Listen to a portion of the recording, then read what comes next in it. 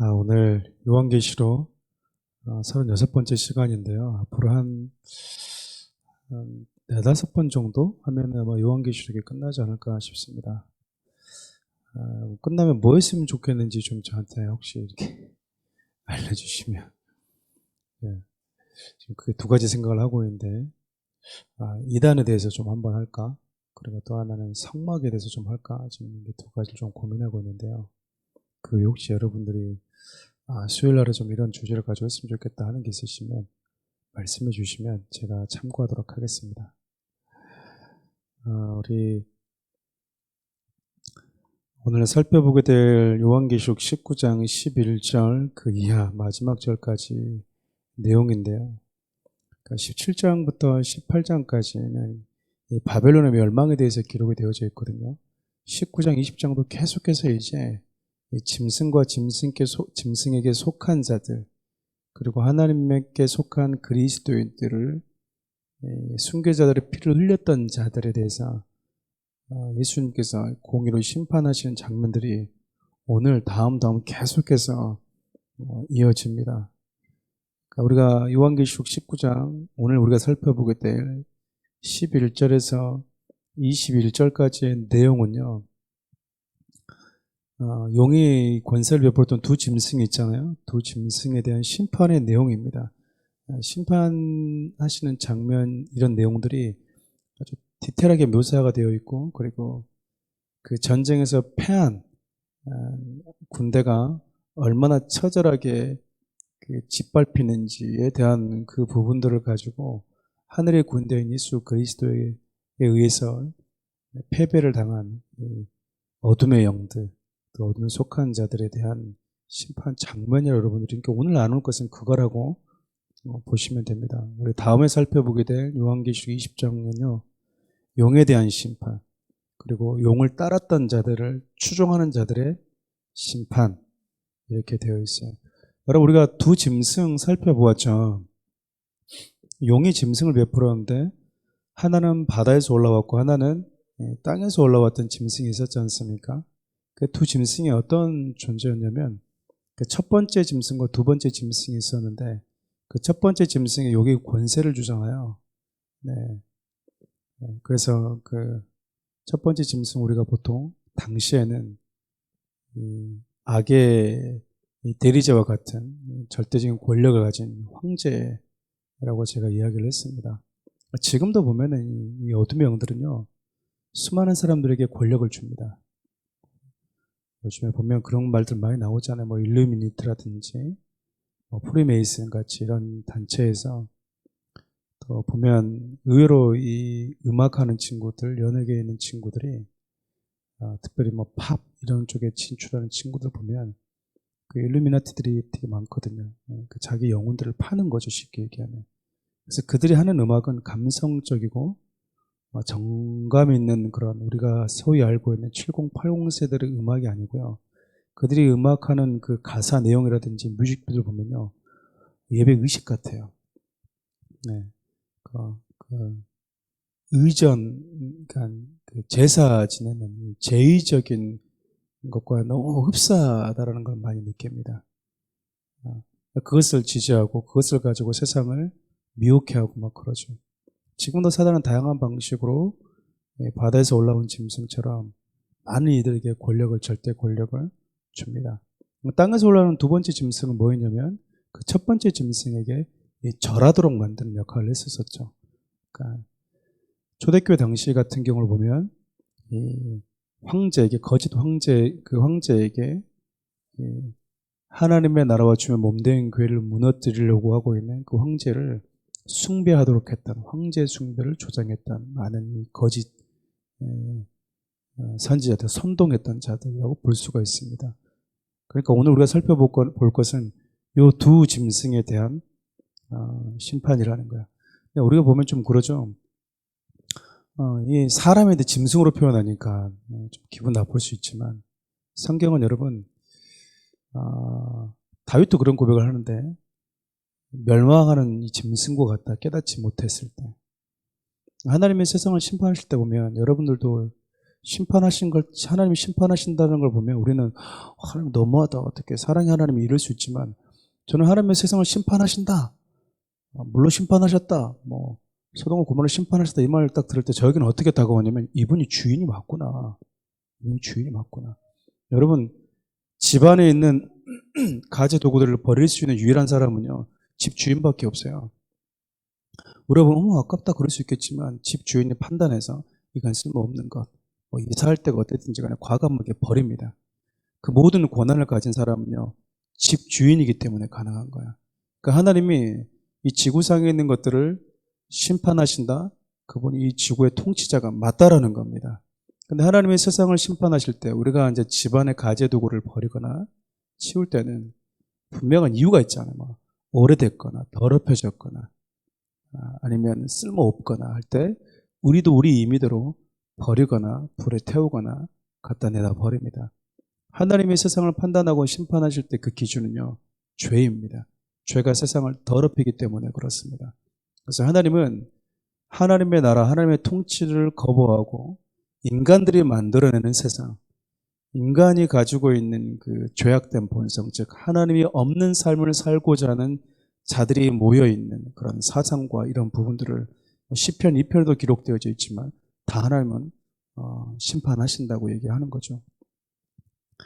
깨닫지 못하고 살아가는 것은 그러니까 얼마나 무지한지 모릅니다. 나보고 짐승이라고 해. 그렇지만 여러분, 진짜 짐승만도 못한 거야. 그러니까 존귀하게 지음받았음에도 불구하고 하나님을 배제한 채 살아가는, 독립적으로 살아가겠다고 하는 자들의 결말은 비참할 수밖에 없어요. 오늘 우리가 살펴보게 될 19장 11절부터 21절까지 내용도 두 개로 나누는데요. 11절부터 16절까지는 예수님의 재림입니다. 병마 타고 오세요. 승리를 상징하는 병마를 타고 우리 주님이 재림하셔서 심판주로 오시는 장면을 묘사하고 있고, 17절부터 21절까지는 이분이 실질적으로 이 두 짐승을 심판하시는, 멸망시키고 심판하시는 장면이 소개되어 있습니다. 그러니까 여러분, 오늘 본문은 그냥 그 내용이 전부입니다. 그거 알고 보시면 되게 쉽습니다. 자, 11절부터 보면 이제 병마 타고 오신 분을 소개하고 있어요. 한번 읽어볼까요? 또 내가 하늘이 열린 것을 보니 보라, 병마와 그것을 탄 자가 있으니 그 이름은 충신과 진실이라. 그가 공의를 심판하여 싸우더라. 가끔 하늘이 저렇게 열릴 때가 있는데 하늘이 열리게 되면 무슨 일이 항상 벌어집니다. 그러니까 저 말은 하늘에서부터 모든 것이 시작된다라고 하는 의미인 거죠. 그러니까 이 땅에서 이루어지는 모든 것들이 우리가 그냥 일상화 이렇게 생각하면서 쉽게 간과할 수 있지만 세상의 역사는 하늘 문을 여시고 이 땅으로 임하시는 하나님에 의해서 시작된다라는 거야. 그러니까 모든 역사의 주관자는 하나님이라는 의미죠. 그분이 뭘 타고 오시냐면 백마와 그것을 탄 자가 있다. 예수 그리스도를 의미합니다. 적그리스도 얘기할 때 보면 여러분 또 흰말 타고 온 사람이 있는데 그와는 좀 다르죠. 왜냐하면 그 뒤에 보면 그 이름은 충신과 진실이라. 그가 공의로 심판하여 싸우더라. 마지막 날 우리 주님이 다시 한번 오시는 장면을 소개하고 있습니다. 그분에 대해서 소개할 때 그분은 공의로 심판하시는 분이다. 그러니까 그분의 심판은 성경에서 많은 저자들이 의롭다라고 이야기하는 거예요. 지금 여러분, 그래서 마지막까지 정의가 살아있는 곳, 저스티스 그러면서 이렇게 사법부를 이야기하는데요. 여러분, 사법부도 인간들이 하는 곳이기 때문에 그들이 아무리 정의를 구해내려고 한다 하더라도 정의를 구현해낸 그 인간 존재 자체가 정의롭지 못하기 때문에 사법부, 인간들이 만들어낸 사법부에도 여러분 완전한 공의가 이루어질 수 없어요. 그럼에도 불구하고 사법부에서 판결을 사람들은 그래도 수용해야 된다라고 다들 이야기합니다. 왜냐하면 사법부에서 내리는 그것을 다 수용하지 않게 되면 국가가 어떻게 해야 되겠습니까? 법체계 자체가 문제가 생기겠죠. 근데 우리 주님의 심판은 공의로 심판하시는 분이라는 거야. 그리고 그분은 신실하시고 진실하신 분이시다 라고 이야기를 합니다. 그러니까 여러분, 이것은 우리가 예수 그리스도를 따르는 자들이 닮아야 될 그분의 속성이기도 해요. 제가 요한계시록 할 때 자주 표현하기도 했었지만 성경에서 말하는 공의라고 하는 것은 좀 팔이 안으로 굽는 공의입니다. 이게 무슨 얘기냐면 예수의 생명을 가진 자와 예수의 생명을 가지지 않은 자를 구분하는 심판이기 때문에 그래요.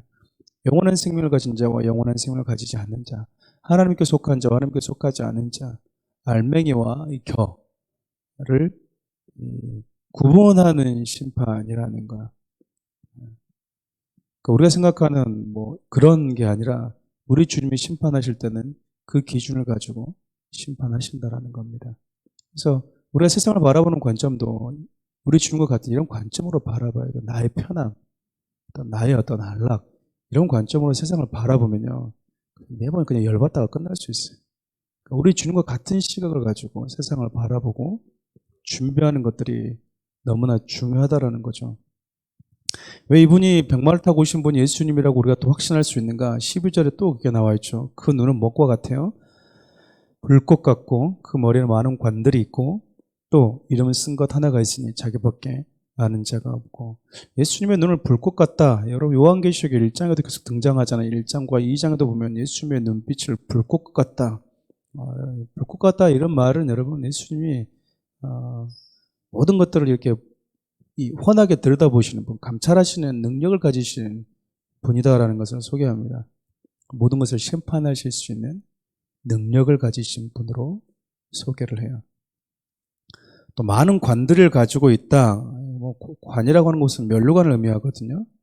그러니까 이것은 모든 왕들이 쓰고 있는 관을 가지고 있다라는 의미도 될 수 있는데 이것은 우리 주님이 모든 것의 주권을 가지고 계신 분이시다 라는 의미가 될 수 있어요. 그러니까 이 땅의 모든 것들의 주권을 가지신 분. 또 한편으로 이렇게 해석하시는 분들도 있습니다. 예수님께서 이런 모든 많은 관들, 면류관들을 쓰시기 위해서 우리 대신 수많은 저주의 관을 쓰셨다. 우리를 위해서 버림받음, 수치, 조롱, 그리고 십자가의 저주, 당신의 모든 관을 내려놓으시고 그런 저주의 관을 쓰심으로 승리하셨다라고 하는 것에 대한 표현이다라고도 말하는 분들이 있는데 뭐 그것도 크게 저는 나쁘다고 생각하지는 않습니다. 또 그분을 소개할 때 뭐라고 했냐면 자기 외에는 아무도 알 수 없는 이름이 있다. 여러분 우리가 성경에서 하나님을 다 기록해놨냐? 그러지 않습니다. 성경은 하나님보다 크지 않습니다. 성경은 하나님을 다 담아낸 것도 아닙니다. 성경은 삼위 하나님에 대해서 기록한 완전한 글도 아니에요. 단지 성경은 하나님께서 어떤 목적을 가지고 즉 우리의 구원을 위해서 주신 분명한 진리라고 하는 것은 맞지만 하나님이라고 하는 것 안에 이 성경이 담겨질 수는 있지만 성경이란 것 안에 하나님이 다 담겨지지는 않습니다. 하나님은 성경의 모든 것을 다 기록하지는 않으셨어요. 그러니까 우리는 성경을 통해서 기록된 말씀을 통해서 부분적으로 하나님이 어떤 분이신지 예수님이 어떤 분이신지를 우리는 알 수 있지만 완전하게는 알 수 없어요. 그래서 바울이 그런 표현도 씁니다. 우리가 이 땅을 살아갈 때 부분적으로 예수님을 알고 있다. 부분적으로. 그러니까 우리가 지금은 희미하게 보지만 그날에는 얼굴과 얼굴을 맞대듯이 우리 주님을 보게 될 것이다. 이런 표현을 쓰는 것도 뭐냐면 우리는 이 땅을 사는 동안 완전하게 무언가를 보고 무언가를 완전하게 우리가 살아내기는 힘들다라는 겁니다.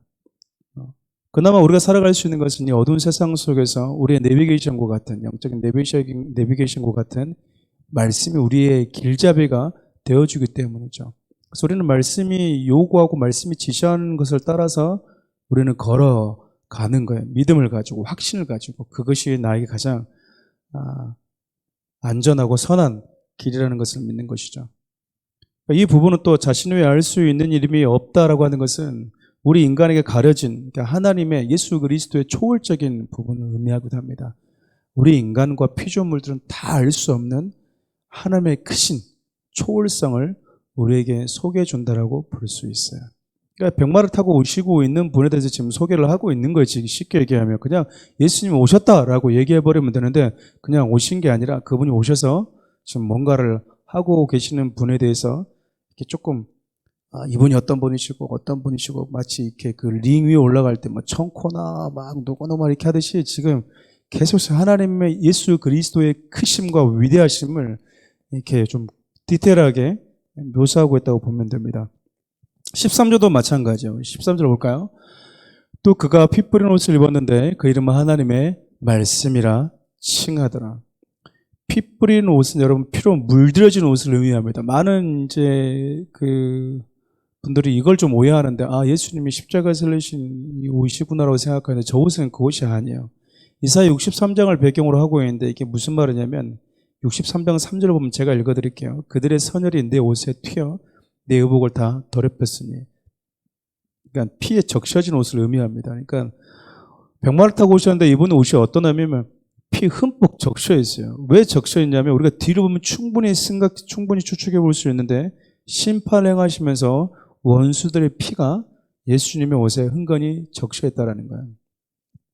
그러니까 이번에 여러분 깨끗한 옷을 입고 있는 것 같지만 원수들을 심판하시면서, 그러니까 가볍게 심판하신 것이 아니라 충분히 넉넉하게 우리 주님이 심판하고 있다는 것을 우리가 알 수 있어요. 그리고 연이어서 그분의 이름을 뭐라고 소개하냐면 하나님의 말씀이다.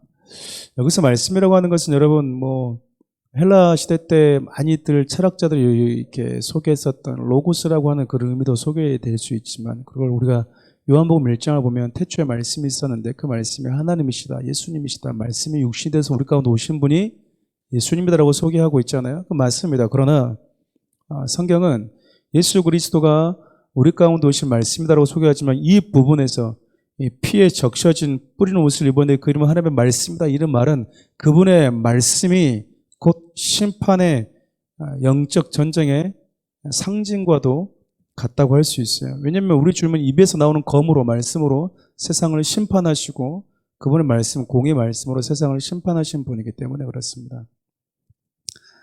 앞서서 얘기했지만 반복해서 한 번 더 얘기하면, 여러분 우리가 하나님의 심판에 대해서 얘기할 때 참 마음이 어려워요. 특별히 이제 우리 뭐 젊은 세대들이나 이런 친구들 보면 하나님 어떻게 세상을 이렇게 사람을 막 죽이고 심판하고 그럴 수가 있지?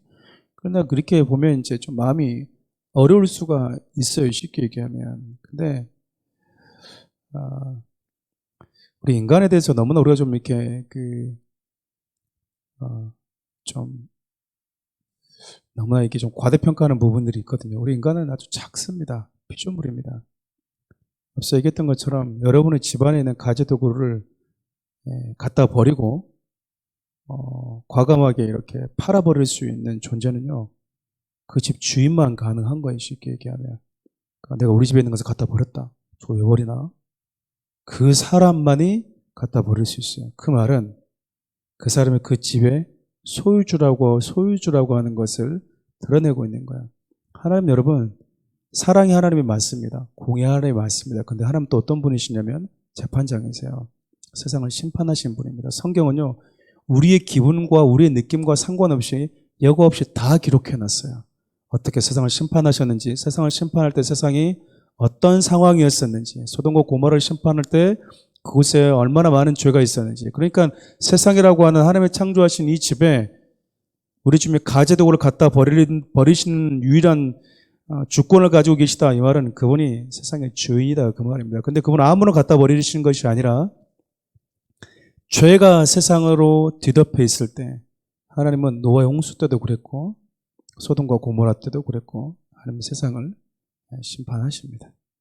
세상이 죄악으로 가득 차 있을 때 하나님은요, 세상을 심판하시는 분이세요. 지금 오늘 장면이 하나님이 그렇게 하나님의 나라와 하나님께 속한 자들을 끊임없이 피 흘리고 죽였던 세상 나라를 우리 주님 마지막 날 다시 오셔서 심판하시고 있는 장면입니다. 지금 이것을 요한이 보고 있는 거예요. 그러니까 요한계시록에 있는 내용은 이미 이루어진 것도 있고 이루어져 가고 있는 것도 있고 이제 장차 이루어질 것도 있는 내용이에요. 그러니까 이 부분은 이제 일어날 내용이다, 그 말입니다.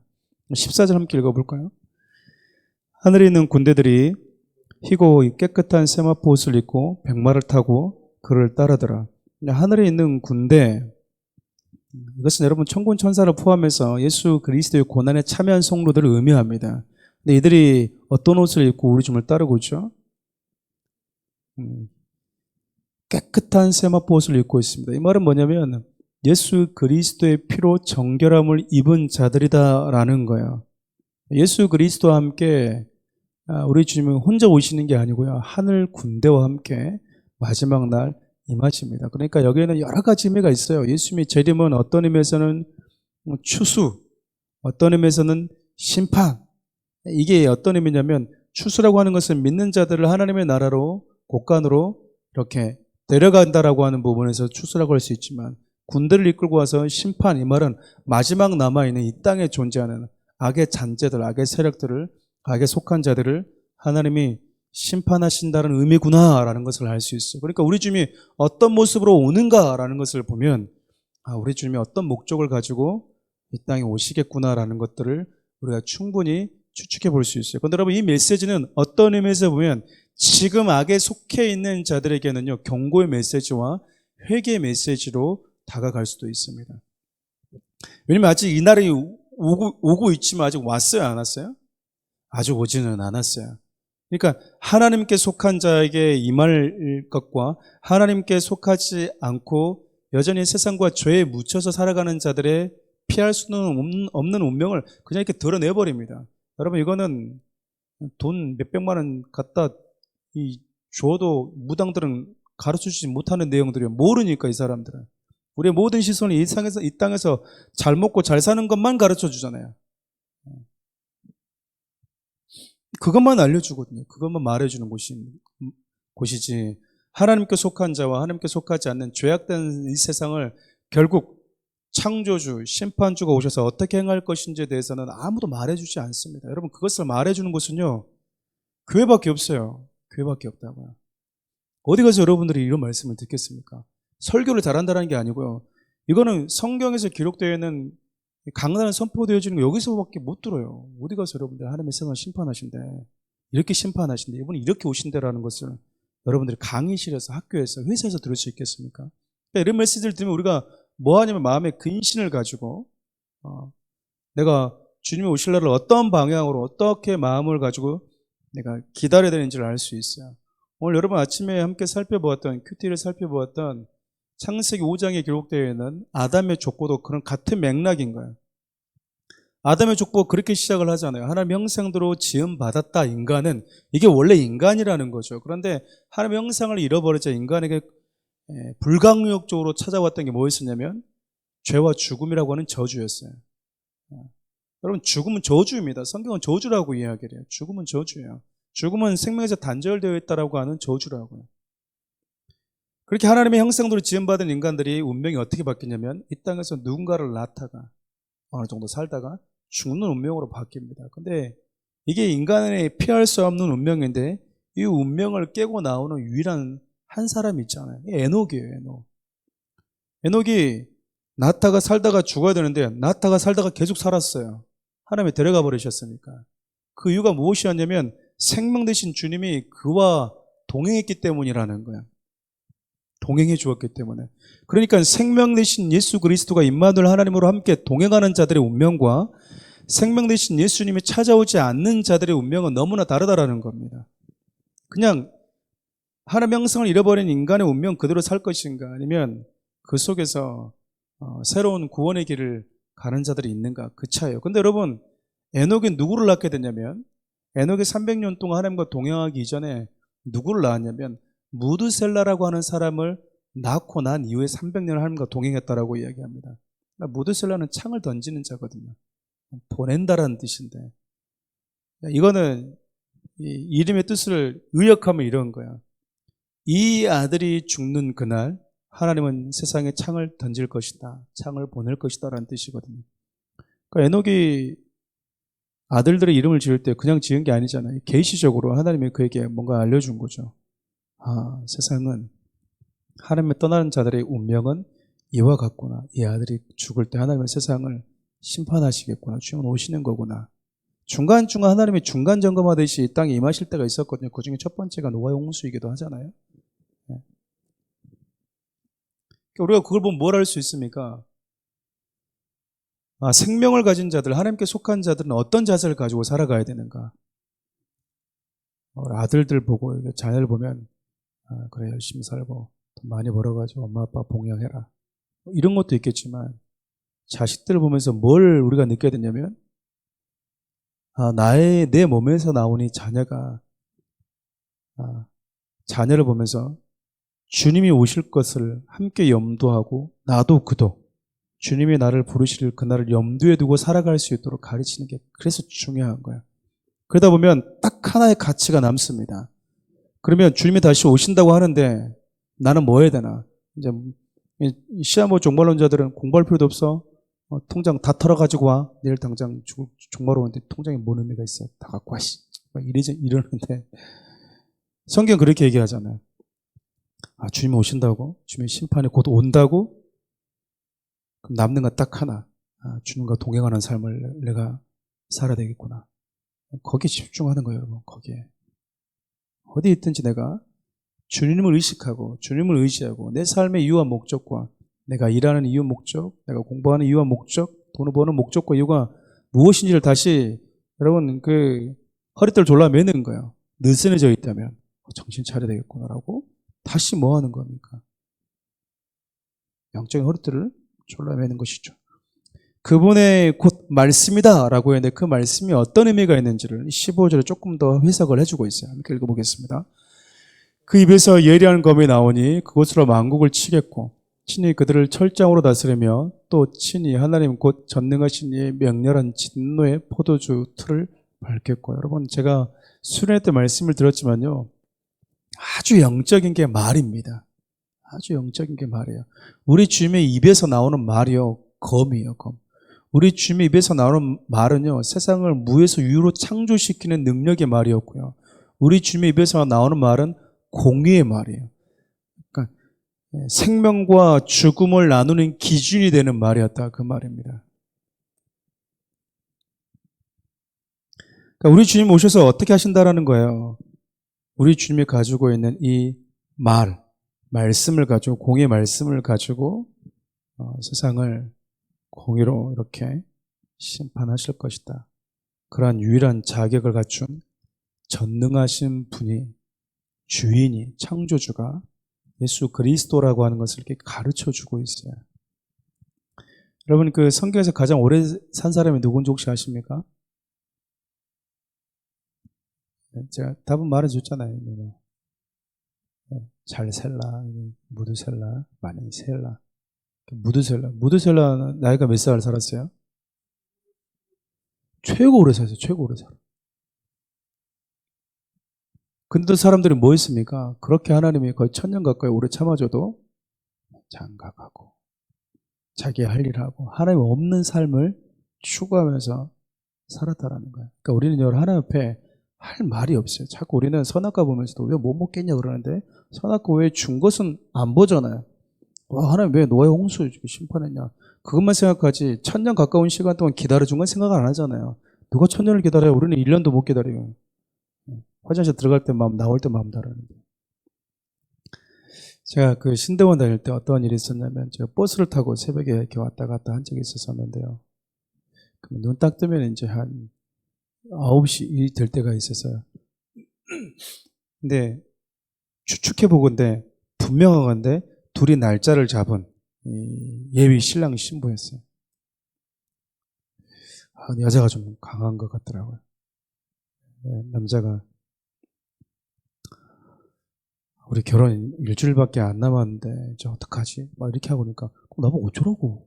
이렇게 여자가 이렇게 그럼 뭐 결혼 취소해? 막 이렇게 얘기하길래 아니 조금만 미루는 게 어떨 것 같아서 당장 미뤄 당장. 그러더니 전화를 제 앞에 앉았으니까 제가 안 듣고 싶어도 그냥 또 부부 얘기니까 좀 이렇게 한 번씩 귀가 좀 들지 않습니까? 잠차가면서 이렇게 앞으로 기대면서 이렇게 다 들었는데 여자가 전화를 하더니 네 거기 어떤 예식장이죠? 네 우리 이번 주에 뭐 하기로 했거든요? 결혼하기로 했거든요? 당장 그거 취소시켜 주세요. 그러니까 위약금요? 위약금 물어드릴게요. 바로 끊었어요. 그리고 바로 또 엄마한테 엄마 나 걔랑 결혼 안 하겠으니까 엄마 그렇게 알고 있어. 순식간에 5분 만에 깜짝 놀랐습니다. 깜짝 놀랐어요. 왜 이 예화를 들었죠? 기다리지 않아요. 세상에 그 감정이 올라오니까 이걸 못 기다리는 거예요. 이거를 그 불쾌함에 이걸 좀 진정된 다음에 우리 좀 이 말을 못하는 거. 일장이죠. 취소해 주세요. 위약금요? 물어드릴게요. 막 우리 끝나고 그 여자 그냥 내렸어. 그 다음 정거장에서. 와, 그 영화에서만 보던 이런 일들이 내 바로 앞에 있는 이 두 남녀한테서 제가 앞에 있는 다 들었어. 이렇게 귀대고 이렇게 참 이러고 있다가 누워서 다 들었어. 디테일하게 다 들었어. 네가 정확하게 제가 기억을 하고 있어요. 이거 내가 기억해놔야 되겠다. 세상에 그걸 못 기다려. 그 치밀어 오른 그 불쾌감, 그 분노를 못 기다리는 거예요. 여러분, 하나님이 세상을 볼 때 여러분 한탄하실 때가 얼마나 많은지 몰라요. 우리 인간도 같은 인간들이 용납이 안 될 때가 있다니까요. 어떻게 저런 죄를 지어? 사람을 저렇게 쳐 죽여? 우리 인간도 인간이 용납이 안 된다고요. 근데 하나님이 뭐 하시냐면 계속 기다려요. 이 말씀을 쓰고 요한을 통해서 전해주고 있는 지금 이 시간에도 하나님은 기다려주고 있다는 얘기예요. 그러니까 우리는 하나님 앞에 변명할 수가 없는 거예요. 변명할 수가.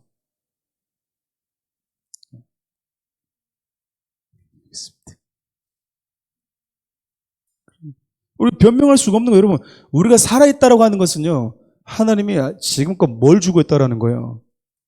기회를 주고 기다리고 있다라는 것을 의미하거든요. 16절 말씀 보겠습니다. 빨리 가겠습니다. 그 옷과 그 다리에 이름을 쓴 것이 있으니 만왕의 왕이요 만주의 주라. 간단히 넘어가겠습니다. 예수님이 그냥 만왕의 왕이고 만왕의 주라는 뜻이에요. 그냥 알겠죠? 네. 17절 18절 보겠습니다.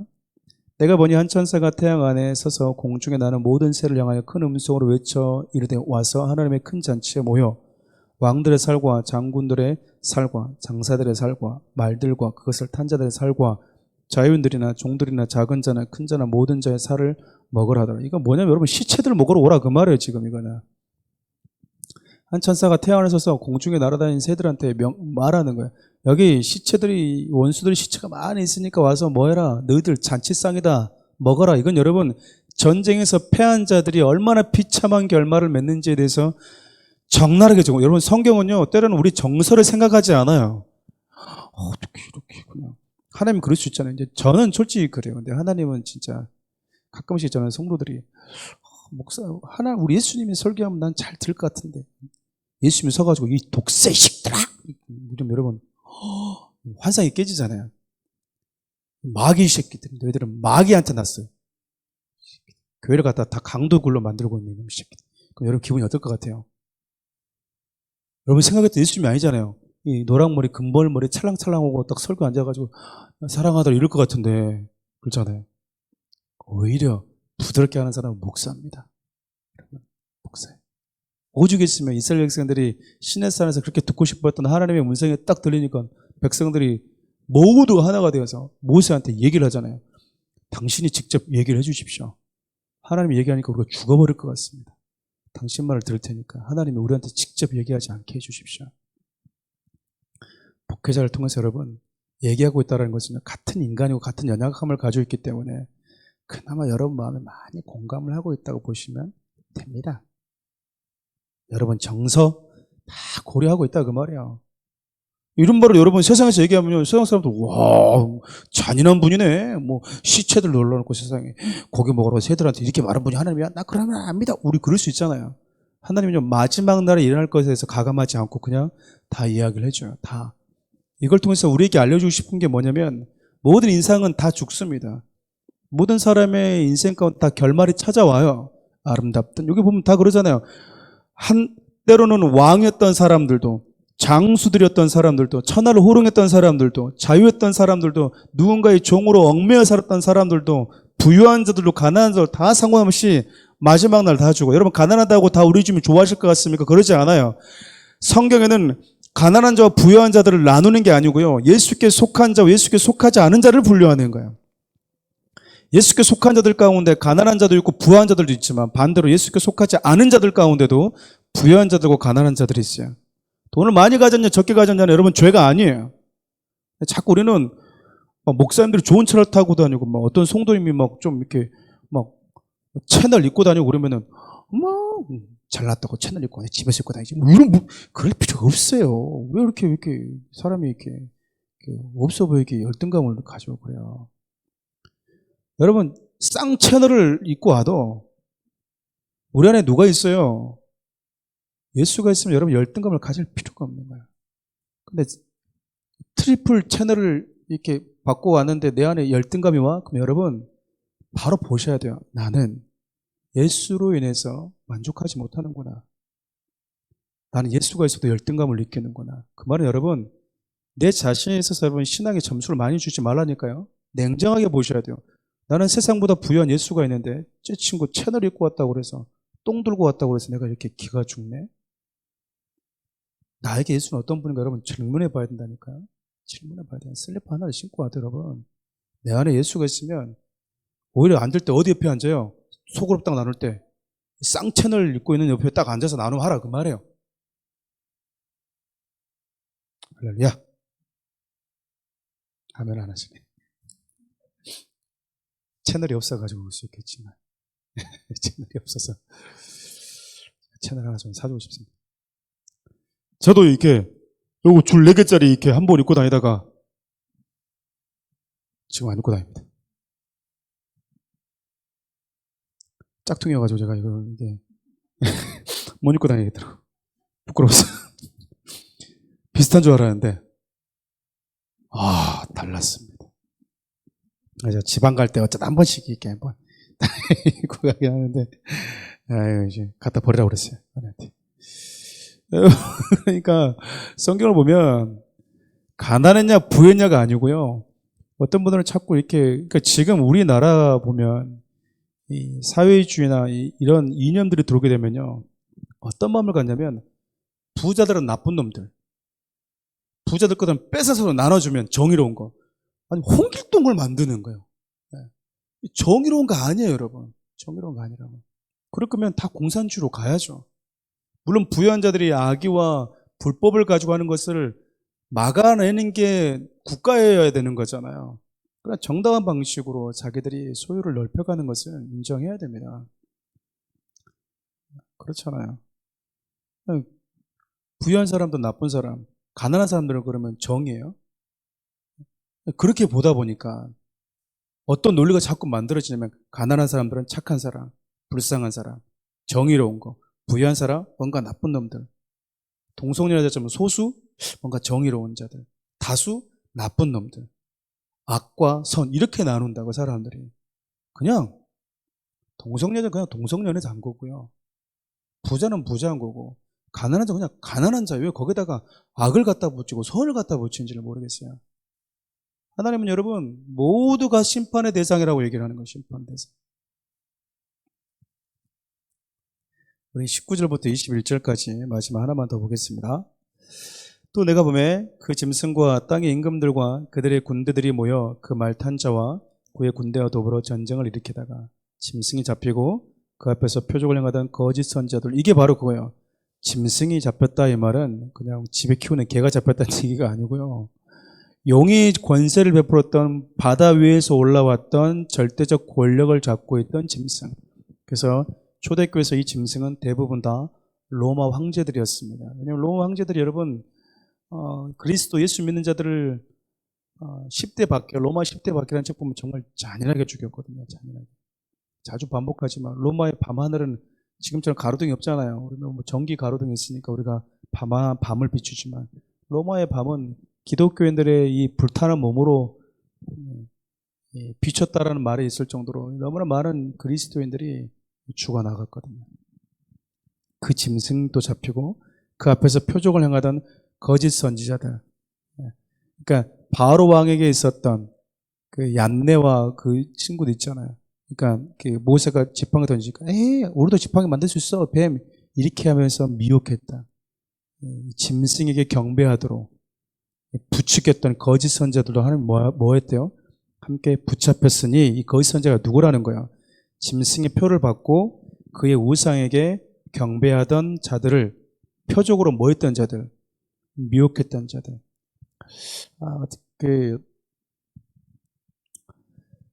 며칠 전에 그 우리 교회 초등부 애한테 문자가 왔어요.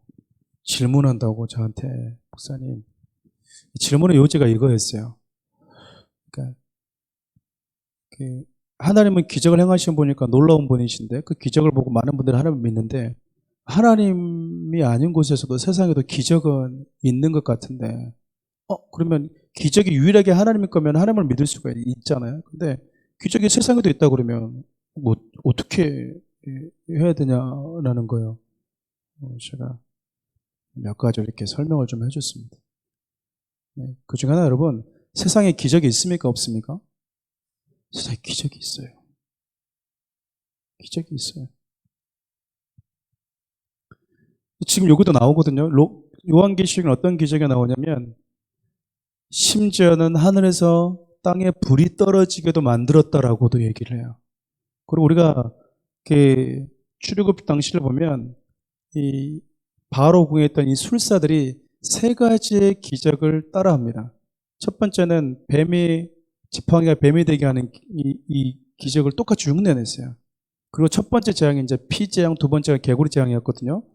물을 피로 같이 만들어요. 그리고 개구리도 올라오게 만들었어요. 근데 이 재앙부터는 못하는 거예요. 그러니까 얘들이 뭐라 말하냐면 이것은 하나님의 크신 권능입니다. 여러분, 세상에서 하는 기적은요, 하나님과의 클래스가 달라요. 그러니까 능력과 권능의 차이가 다르다 그 말입니다. 근데 여러분, 세상에 그러니까 수많은 미혹들 가지고 마술들 이런 걸 가지고 사람들 현혹해서 우리를 뭐 한다라는 겁니까? 짐승의 표를 받도록, 그러니까 짐승에 속한 자로 이렇게 유혹한다라는 거야. 그들을 뭐 한다라는 거야. 산채로 유황불 붙는 못에 던져버리겠죠. 여러분, 지옥은 그래서 분명히 존재합니다. 여러분, 하나님을 때로는 변호하려고 하지 마세요. 내가 가지고 있는 어떤 그럴싸한 말로 이것도 자르고 저것도 자르고 이것도 정으로 이렇게 두들겨 패가지고 부드러운 돌 주면 그가 예수 믿을 것 같아요. 여러분, 오히려 그런 믿음은 더 위험한 믿음일 수 있어요. 그가 믿든지 믿지 않든지 우리는 그래. 어떤 목사님들은 성경에서 지옥이 있다고 말하면 그런 하나님 어떻게 믿어? 사랑의 하나님이 지옥을 만들었어? 성도들이 싫어할까 봐 얘기를 안 하는 거야. 지옥은 없다라고 심지어 말하는 목사님들도 너무 많이 생겨나 버렸습니다. 그런 분들이 왜 성경을 가지고 설교하는지 모르겠어요. 자기가 하나님이 아니잖아요. 네. 우리가 생각하는 사랑은 오냐 이게 사랑인 줄 알아요. 그게 아니에요, 여러분. 성경은 어깨 토닥토닥 누르겨주는 게 사랑이 아니라니까요. 우리 주님이 하시는 모든 사랑에는 생명이 전제되어 있어요. 우리가 죽으러 가고 세상에 죄를 지으러 가는데도 이거 어떻게 네 마음 상할까 봐 내가 말도 못하겠다. 그 사랑 아니에요. 지옥불에 가고 있는데 우리 주님이 외치는 거라고요. 왜 우리 주님이 바리새인과 서기관들에게 독사의 자식들아라고 얘기하냐면 도끼가 지금 뭐 집에서 나무 배로 가려 도끼를 들고 집으로 가고 있는 게 아니고요. 이미 도끼가 나무 밑에 놓여 있어요. 너무 시급한 상황이라고요. 충격요법을 줘도 못 돌이키잖아요. 네. 충격요법을 줘도. 지옥은 존재합니다. 원래 지옥은 영원한 마귀를 영원하게 형벌하기 위해서 하나님께서 그들의 감옥으로 두었던 곳인데 여기에는 두 짐승 그리고 다음에 살펴보겠지만 그들을 따랐던 자들도 함께 가게 됩니다. 그래서 저는 그렇게 자주 소개를 해요. 우리가 이 땅에서 떠나게 되면 둘 중에 하나의 집으로 갑니다. 하나님을 아버지라고 둔 사람들은 하나님이 계시는 하나님 아버지 집으로 가지만 하나님 아버지를 아버지로 두기 싫었던 자들은 하나님 없는 집으로 가는 거예요. 21절 마지막 절 읽고 마치겠습니다. 그 나머지는 말탄 자의 입으로부터 나오는 검의 죽음에 모든 새가 그들의 살로 배불리더라. 그러니까 배불리더라 이 말은 무슨 말일까? 엄청나게 많은 이 원수들이 하나님의 예수 그리스도의 심판에 의해서 멸망당했다라는 것을 의미합니다. 이것들이 좀 우리에게는 좀 어떻게 다가올지를 모르겠지만 실질적으로 이 두 짐승으로 소개된 황제들과 그 거짓 선지자들로 인해서 매일같이 카타콤에서 죽어나갔던 그리고 로마 시대 때에서 그 지금 우리는 뭐 예수 믿고 뭐 때로는 뭐 믿음으로 반응하지 않아도 뭐 이게 크게 우리의 이렇게 실질 상황 가운데 크게 와닿지 않지만 이때 당시 사도 요한이 편지를 썼을 때 이때 당시는요 그냥 예수 믿는다는 그 자체 하나로 들키면 그냥 이렇게 원형 경기장에 가서 그냥 사자밥이 되거나 아니면 화형당하거나 아니면 사지가 그냥 찢겨지는 그래서 그 원형 경기장 안에서 진짜로 우리가 영화로 보는 저게 사람을 잔인하게 죽여 근데 영화잖아요. 근데 여기는 그냥 실질적으로 그렇게 피 튀기는 것을 이 군중들이 좋아했다고요. 사람들이 사자법으로 먹히는 것이 실질적으로 보는 와 그냥 사자가 머리를 훅 물어서 뜯어불더만 난 옆에서 봤는데 그것을 즐기는 사람들 잔인한 사람들이었다고요. 피에 굶주려 있던 사람들 대부분 누구를 가지고 있냐 그리스도인들 기독교인들 종들 노예들 자신들의 눈요기하는 대상으로 삼는 시대였다고요. 그러니까 그들에게 있어서는 실질적으로 이런 일을 행하고 불법을 행하고 하나님을 두려워하지 않았던 자들의 이런 심판이 그들에게는 우리가 생각했던 것들보다 훨씬 더 공의롭고 정의롭게 우리에게 다가올 수밖에 없었을 거예요. 그러니까 그들에게 이것은 또한 소망이 될 수밖에 없었어요. 언제 이 일이 끝날까? 이 역사가 끝날까? 라고 고민했다가도 우리 주님이 곧 오시는구나. 우리 주님이 곧 오시면 이 모든 역사의 종점이 마침표가 이제 드디어 그제서야 찍히겠구나 라고 하는 것들은요 그 당시에 사는 자들에게는 소망이었다고요. 여러분 우리나라가 조금 제가 이런 비유를 종종 드는데요 남한이 예수님을 더 간절히 기다릴까요? 남한에 있는 성도들이 아니면 북한에서 이렇게 숨죽이면서 예배드리는 성도들이 더 우리 주님을 더 간절히 기다릴 것 같아요? 당연한 거 아니겠습니까? 우리 막 그냥 뭐 좋은 집에서 좋은 차 타고 다니고 막 할 일도 많은데 우리 지금 온다고 그러면은 조금만 늦게 오면 안 되나 주님? 우린 그럴 거 아니에요. 저도 그랬거든요. 주요 결혼을 할 때는 결혼하고 와서 좀 오면 안 됩니까? 첫날 밤에 오면 안 되잖아요. 막 우습게조차가 막 이런 얘기도 하고 있었었는데 근데 북한에서 실질적으로 생명의 위협을 받으면서 믿음을 지키고 있는 자들에게는요 주님이 오시는 게 실질적이고 그게 유일한 소망이라는 거예요. 여러분들 같이 이런 정서와 감정에 이입돼서 1차적으로 초대교회 성도들의 입장에서 이 말씀이 다가가야 되고 지금 우리에게도 동일하게 하나님의 나라에 관심 없는 자들은 이 말씀이 그냥 남의 얘기처럼 들릴 수 있을 거예요. 그러나 하나님의 나라에 관심을 가진 자들은 하나님의 나라를 거부하고 그 안에서 배후의 세력들에게 미혹되어서 끊임없이 하나님을 대적하는 자들의 결말이 어떤 것인지를 안다면 우리가 어떤 삶을 준비해야 되는지 충분히 우리는 알 수 있다고 생각합니다. 우리 기도합시다.